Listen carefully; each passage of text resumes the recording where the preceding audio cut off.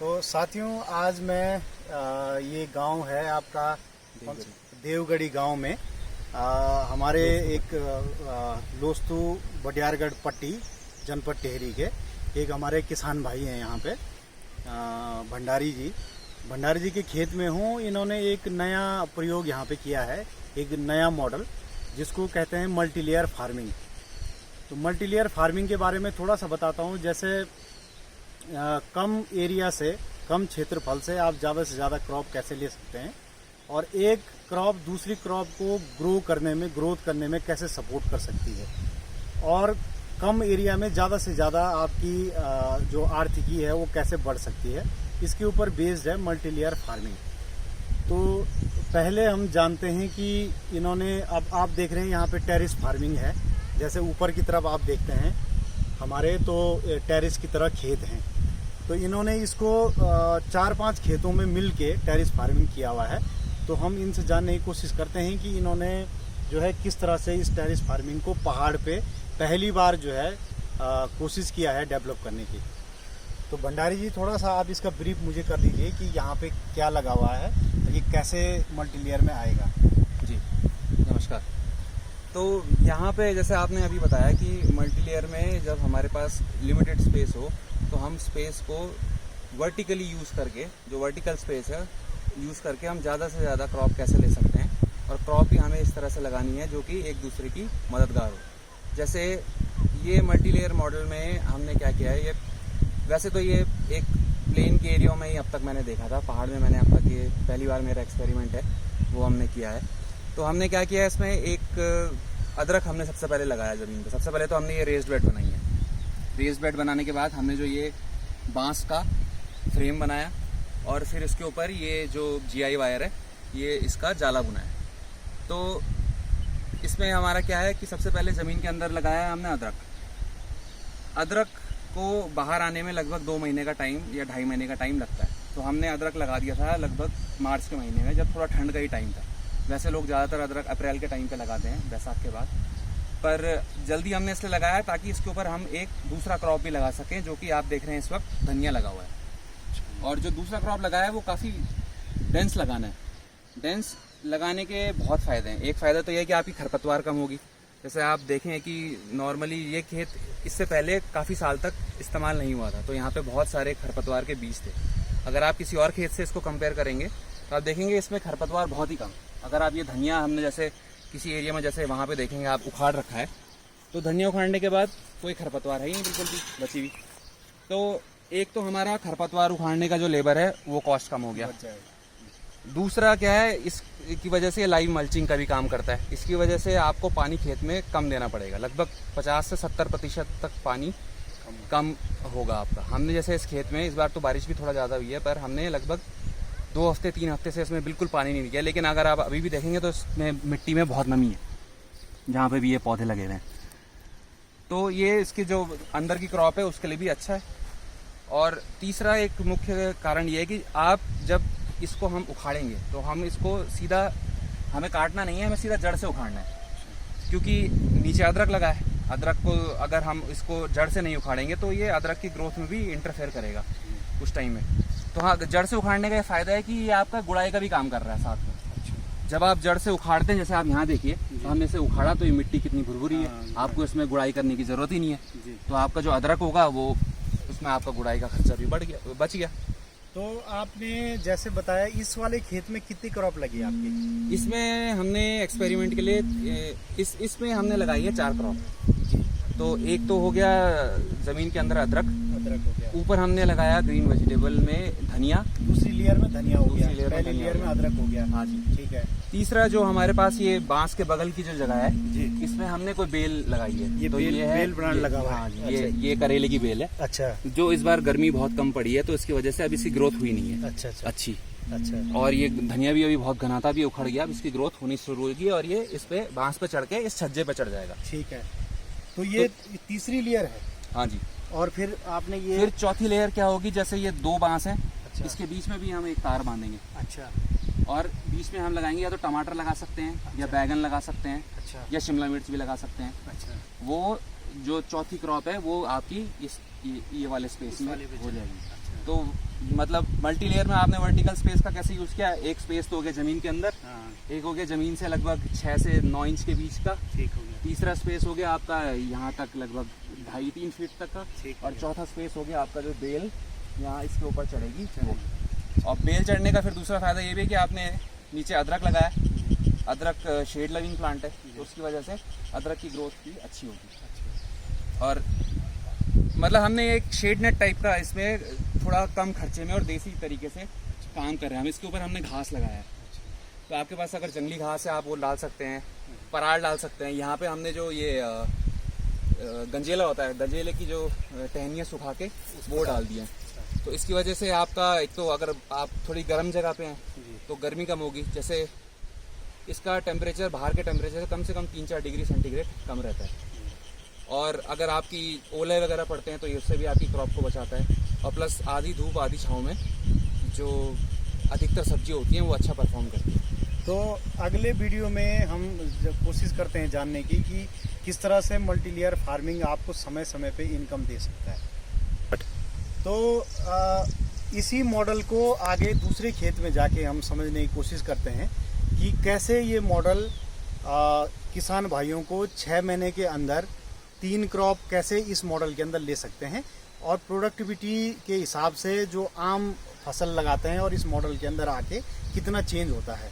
तो भंडारी जी थोड़ा इसके बारे में हमें डिटेल बताइए कि किस तरह से आपने ये क्रॉप कहाँ से स्टार्ट की, किस महीने से किया? जी जी तो एक किसानों के साथ सबसे बड़ी प्रॉब्लम ये भी आती है कि वो एक फसल लगा देते हैं, उस एक फसल की जब हार्वेस्टिंग हो जाती है तो उसके बाद दूसरी फसल तैयार होने में कम से कम 3-4 महीने का अंतर लग जाता है अगर आप सेम खेत में लगाओ तो ये होता है उसमें इनकम में एक गैप आ जाता है। तो उसकी वजह से कोई भी हम अगर बिजनेस करें या कुछ भी मतलब अगर हम तो अच्छा वो तभी है जब आपको उससे रेगुलर इनकम आती रहे। इससे ये है कि किसान का मोटिवेशन भी बना रहता है और साल भर उसका खर्चा भी चल सकता है। तो हमने इसमें क्रॉप इस तरह से सेलेक्ट करी है कि एक क्रॉप आपको मतलब 7-8 महीने तक कुछ ना कुछ इससे आमदनी होती रहे। तो हमने जैसे बोला कि हमने फरवरी या मार्च के महीने में अदरक लगा दिया, और जैसे आप अदरक बोएंगे उस टाइम पे जब आप अदरक बोएंगे उसी टाइम पे आपको हाई डेंसिटी में जो भी हरी सब्जी का बीज है वो आपने इसके ऊपर छिड़क दिया। जैसे हमने राई का, पालक का और धनिए का बीज बोया था राख में मिला के। तो राख का एक तो फॉस्फेट का भी, फॉस्फोरस और मैग्नीशियम भी राख से मिल जाता है, और वो बीज बहुत छोटा होता है तो इसलिए भी सही रहता है। तो वो हमने अदरक के साथ ही बो दिया। फिर इसके बाद जो हमने जैसे टमाटर लगाया, आप यहाँ देखेंगे कि ये टमाटर लगा हुआ है। अच्छा। तो या तो आप टमाटर भी उस टाइम पे अगर आप पे पौध रेडी है तो आप पौध लगाना ज़्यादा सही है, क्योंकि सीड में आपको पता नहीं रहता आपने कहाँ पे लगाना है, ठीक है। किसी ने खा दिया है या कुछ है। तो यहाँ पे ये है कि जगह हमारे पास कम है, हम ये ट्राई कर रहे हैं कि कम से कम जगह का कितनी अच्छी तरह उपयोग कर सकें। तो अगर हम बाद में सीधा पौध लगाएंगे टमाटर की तो आप या तो ग्रीन हाउस में अपने या मतलब पॉली हाउस में कहीं पे भी टमाटर की पौध तैयार कर सकते हैं। और इस तरह से करिए कि आपने जैसे जनवरी या के टाइम पे या दिसंबर के टाइम पे ही टमाटर की पौध तैयार करनी शुरू कर दी, ठीक है। तो फरवरी में जब आप इसे लगा रहे होंगे तो आपकी पौध थोड़ी सी बड़ी हो गई होगी, उस टाइम पे आप इसके साथ ही टमाटर की पौध लगा सकते हैं। और ऐसे ही आप जो लौकी या कोई और बेल है, जैसे इसमें आप लौकी लगा सकते हैं, करेला लगा सकते हैं, चचिंडा लगा सकते हैं, जो लॉन्ग बीन्स आती है बेल नुमा फॉर्म में आप वो भी लगा सकते हैं। उसकी भी आप पहले से पौध तैयार करके रख लीजिए और ये सब चीज़ें एक साथ लगा लीजिए। तो हार्वेस्टिंग का ऐसा है कि जो ग्रीन वेजिटेबल आपने लगाई थी वो 1.5 से 2 महीने के बीच में उसकी हार्वेस्टिंग स्टार्ट हो जाती है। अच्छा। तो जैसे आप देखेंगे कि यहाँ पे हमने राई लगाई थी, उसकी हार्वेस्टिंग हम कर चुके हैं ऑलरेडी। तो ये हमने लगाया था लगभग मार्च में, तो अब मई है, तो हमने 2 महीने में राई यहाँ से सारी की सारी निकाल दी है ना। और उसकी वजह से अब हम इसके ऊपर कुछ और नहीं बोएंगे, क्योंकि अब अदरक के बाहर निकलने का समय आ गया है। अगर आप कुछ भी और इसके ऊपर और बोएंगे तो वो अदरक के बाहर आने में इंटरफेयर करेगा। और फिर जो आपका ये टमाटर लगा है इसमें देखेंगे आप फूल आने शुरू हो गए हैं अभी, तो लगभग 2 महीने में ये भी फल देना शुरू कर देगा। तो आपका जुलाई से टमाटर का भी उत्पादन शुरू हो जाएगा इसमें, ठीक है। और जो आपके बेल है वो भी जुलाई के टाइम तक ऊपर तक चढ़ जाएगी। बेल किस चीज़ का लगाया आपने? ये लौकी है, ये लौकी है। हाँ, ये जुलाई अगस्त तक आ जाएगा। ये भी जुलाई अगस्त तक आपका आ जाएगा। ठीक है। तो एक तो आपने अप्रैल मई के टाइम पे आपकी हरी सब्जी से आ गई इनकम, फिर आपकी जून जुलाई में जून में टमाटर से आ गई, फिर जुलाई अगस्त में आपकी बेल से आ गई, और फिर उसके बाद अक्टूबर या नवंबर के टाइम पे आपका अदरक निकल जाएगा, चौथी क्रॉप आपकी वो है। तो ये आपकी एक लगभग साइकिल हो गई। फिर आप पे अगर टाइम है उसके बाद भी, मतलब कुछ लोग ये पसंद करते हैं कि अपने खेत को थोड़ा रेस्टिंग पीरियड भी देना चाहिए, या तो आप वो कर सकते हैं, या फिर आप इसमें शॉर्ट क्रॉप एक आलू की लगा सकते हैं सर्दियों के टाइम पे। आपने मान लीजिए नवंबर में आलू लगा लिया, तो आपका फरवरी तक आलू भी 3 महीने में रेडी होकर निकल जाएगा, और फरवरी के बाद फिर से आप ये क्रॉप का साइकिल दोबारा से शुरू कर देंगे। शुरू कर सकते हैं। तो 1 साल का ये साइकिल होगा। तो जहाँ तक मैं इस मॉडल को भंडारी जी से समझा हूँ, इसके अंदर बेसिकली हम 4 क्रॉप लगाने की बात करते हैं एक एरिया के अंदर, जिसमें जो सबसे नीचे जो क्रॉप है ज़मीन के अंदर वो हमारे अदरक है, जो कि अदरक को उगने में ज़्यादा टाइम लगता है। और उसके साथ ही हमने धनिया या चौड़ी पत्ती वाले कोई भी ग्रीन वेज को हमने उसके अंदर बोया है। तो 2 महीने के अंदर हम पहली क्रॉप ग्रीन वेज की ले लेते हैं। उसके बाद जो साथ में हमने टोमेटो भी साथ में लगाया है तीसरी लेयर के अंदर, उसको हम फिर अगले 3 महीने में ले लेते हैं।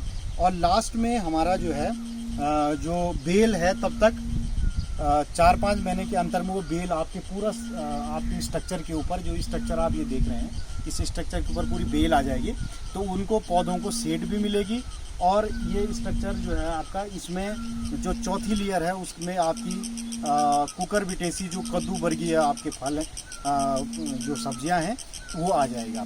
और लास्ट जो आपकी क्रॉप बचेगी वो आपकी अदरक की बचेगी। तो ये इनका जो मॉडल है। अब इसमें थोड़ा सा एक चीज़ और जानने की कोशिश करते हैं कि पहाड़ पे जब ये पहली बार इसको यहाँ पे कर रहे हैं अपने क्षेत्र में, तो इनको कितना खर्चा, लगभग 1 एकड़ में इन्होंने यहाँ पे, जैसा हम देख पा रहे हैं, इन्होंने किया है, कितना खर्चा किसान भाइयों का 1 एकड़ में इस पे आएगा, इस स्ट्रक्चर पे। तो थोड़ा आप खर्चे के बारे में भी हमसे थोड़ा सा आप जानकारी हमको सा देते हैं। तो सर इसमें ऐसा है कि जो मेन इसमें जो खर्चा है वो है आपका बांस का, और जो आपने ये GI वायर लगाया है ऊपर उसका। तो ये 2 तरह के इसमें वायर लगे हैं। एक तो ये मोटा वाला वायर लगा है, ये 16 गेज का है, और एक ये दूसरा पतला वाला वायर लगा है, ये 20 गेज का है। तो अगर हम 1 एकड़ की बात करें तो 1 एकड़ का आपका खर्चा आएगा लगभग 2 से 2.5 लाख रुपए जी। उसमें आपका सब कुछ इंक्लूडेड है, मतलब आपका सीड का कॉस्ट भी इंक्लूडेड है, जबकि अदरक का बीज थोड़ा महंगा आता है। आपका लेबर का कॉस्ट भी इंक्लूडेड है, और आपका बांस का और तार का खर्चा भी इंक्लूडेड है। सब कुछ मिला के 2 से 2.5 लाख के बीच में आएगा। अब मेन जो है कि आपको थोड़ा सा जो नेगोशिएट और जो आप प्राइस कर सकते हैं वो है बांस में। आप कोशिश करें कि बांस आपको लोकल से कहीं से भी जो सस्ते से सस्ते रेट पे मिल जाए वो आप लगा लें। मतलब बांस इसलिए रिकमेंडेड है, लकड़ी वगैरह ना करें। मतलब मेरा सबसे ये अनुरोध रहेगा कि हमारे जंगल वंगल से लकड़ी काट के, आप पेड़ काट के ये ना लगाएं। बांस ये है कि अगले 2-3 साल में वापस आ जाता है, तो इसलिए बांस का हम प्रयोग कर रहे हैं। उससे भी ज़्यादा अगर आप खर्चा कर सकते हैं तो आप इसमें जो मेटल के जो पोल है आप वो भी लगा सकते हैं, एंगल भी लगा सकते हैं। जब आपको विश्वास हो जाए कि एक मॉडल आपने करना ही करना है और आपको अगले 10 साल तक के लिए परमानेंट स्ट्रक्चर चाहिए, क्योंकि बांस की लाइफ जो है लगभग 3 से 4 साल ऐसे होगी, है ना। तो इसमें भी बांस हमने थोड़ा लंबा लेने की कोशिश करी है, जैसे 8 या 9 फीट का आप बांस लेंगे।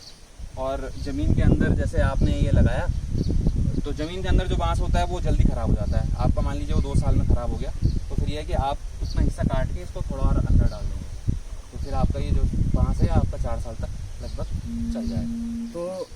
तो हम इसके अलावा जो यहाँ पे इनका पूरा फार्म विजिट करने के बाद हमने देखा कि यहाँ पे एक इंटीग्रेटेड मॉडल को विकसित करने की कोशिश की गई है, जिसके अंदर बहुत सारी एक्टिविटी यहाँ पे हो रही हैं। जैसे आप वो सामने पॉली हाउस देख सकते हैं, लगभग एक नाली का 200 वर्ग मीटर का पॉली हाउस इन्होंने लगाया है।